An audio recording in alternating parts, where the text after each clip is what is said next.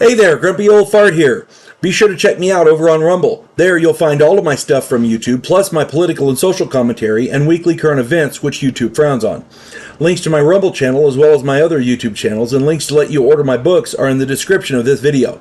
If you enjoy my content, please like, subscribe, share, and comment. I welcome your comments, even if you disagree with me. Now, on with the video.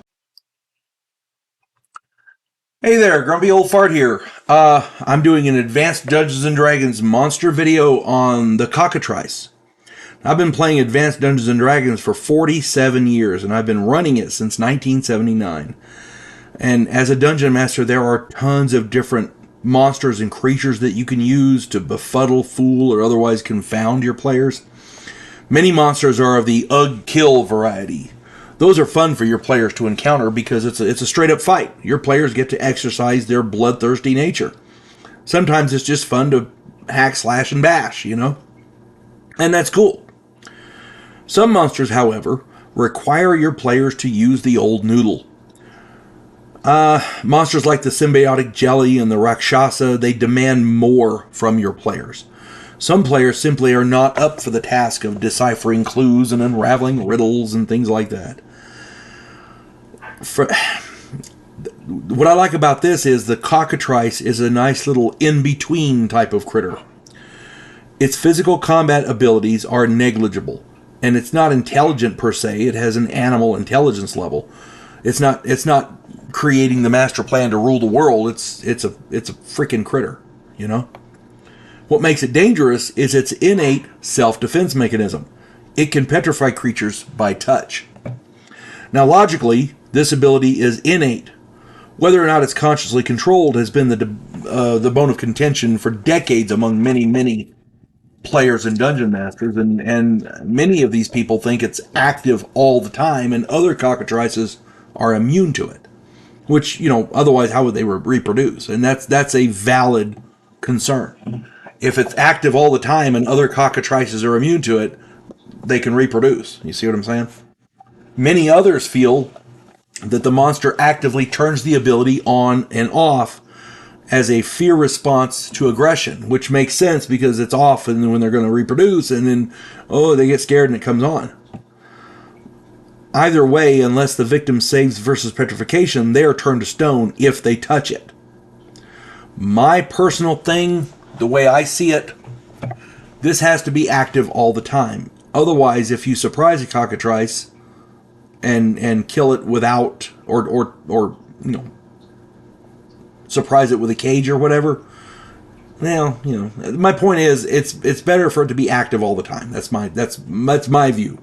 But you can run it any way you want.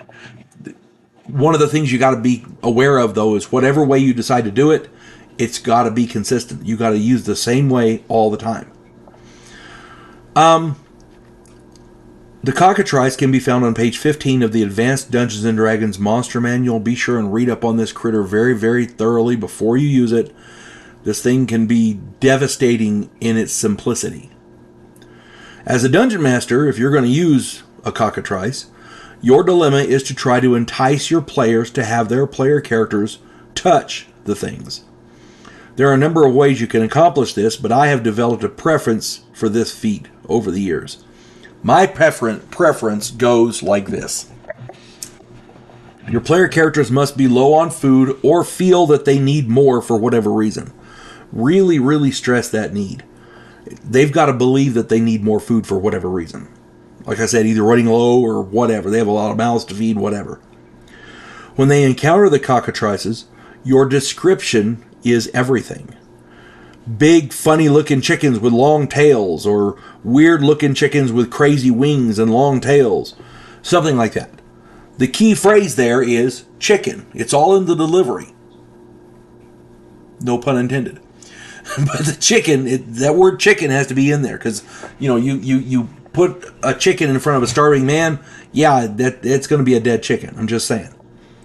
If your players kill them outright with weapons, they will have to pluck them.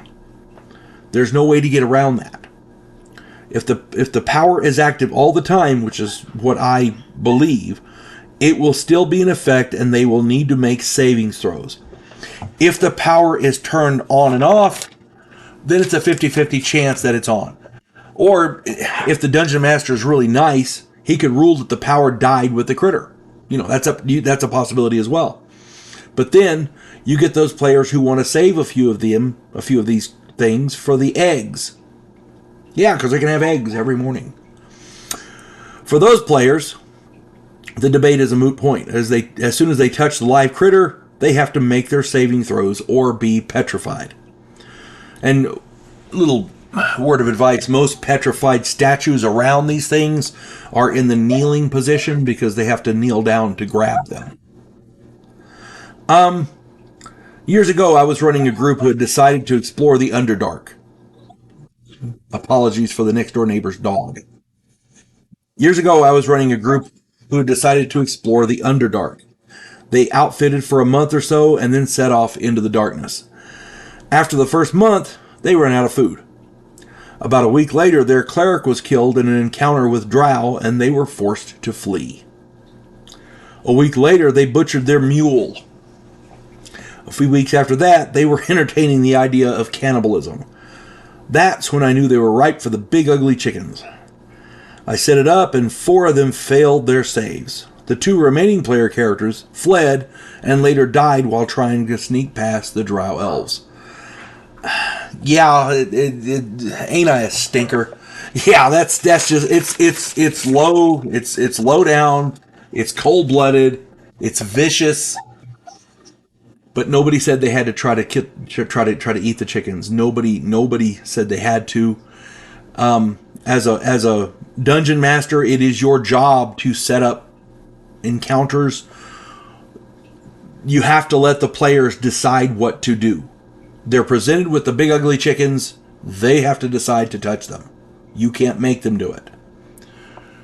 As a player, if your character's low on food and you know it, and your dungeon master has been stressing that in his game, probably over multiple game sessions, and then suddenly big ugly chickens show up, yeah, it's time to be a little suspicious. I'm just saying. I hope this finds everybody well. You folks have a good day. God bless one and all. Clarissa Lowe, a historian from the future. Delmore Kane, a Civil War veteran turned outlaw. This oddball pairing faces a conspiracy of epic proportions spanning the centuries. If you like action and adventure westerns with a splash of science fiction and fantasy, check out my book series Drifters and their ongoing adventures.